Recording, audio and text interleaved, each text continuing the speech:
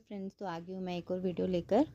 आज मैं जो टॉपिक लेकर आई हूँ वो है मात्राओं के बारे में। मैक्सिमम बच्चे जो होते हैं मात्राओं को लेकर गलती करते हैं, क्योंकि उनको ई और ई की मात्राएं, ऊ की मात्राएं और ए की मात्रा में हमेशा कन्फ्यूज़न रहती है। तो इसमें हमने क्या करना है कि बच्चों को हम एक कंसेप्ट के ज़रिए उस चीज़ को समझाएंगे कि कैसे हमने ये मात्राओं का ध्यान रखना है।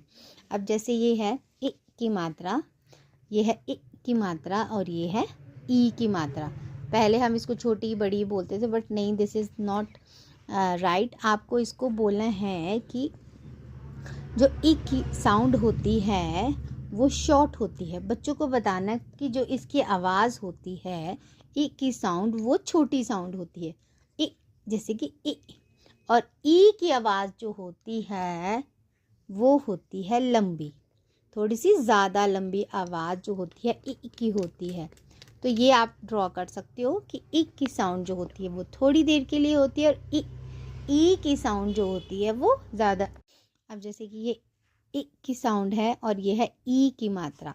अब क्या है, जब हम रीडिंग करेंगे, जब सेम एक जैसे शब्द लेके, बट उसको मात्राओं का जो होगा डिफरेंस होगा। एक में ई की साउंड आएगी और एक में ई की मात्रा होगी। तो इससे क्या होगा, बच्चों को जल्दी समझ आ जाएगा। अब देखो, जैसे ये बच्चा पढ़ेगा, इसको जल्दी से समझ आ जाएगा ई की साउंड कैसी है, और ई की जो है ध्वनि वो ज़्यादा लंबी है और ई की ध्वनि जो है वो थोड़ी छोटी है। अब हम इसको रीड करें, इसको पढ़ेंगे, इस शब्द को पढ़ो बेटा। द दिस इसको पढ़ो, द दिन, ऐसे पढ़ो, द इन दिन, नहीं, द इ, द न दिन। और इसको क्या पढ़ेंगे, इन दिन, हाँ, दिन। दीन, दिन क्या होता है, डे, और दीन होता है दुखी, लाचार, ठीक है।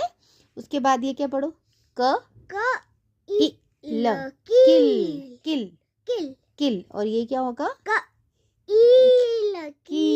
यस, किल होती है चिड़िया की आवाज़, ठीक है। और कील तो पता है आपको, है ना, नेल। उसके बाद हमारा अगला शब्द है, ये देखो, इसको पढ़ो, सिल, स इ ल, सिल, है ना। जल्दी से बोल रहे हैं ना, इसकी साउंड कैसी है, शॉर्ट है। अब इसकी साउंड क्या होगी, स इ र, सिर।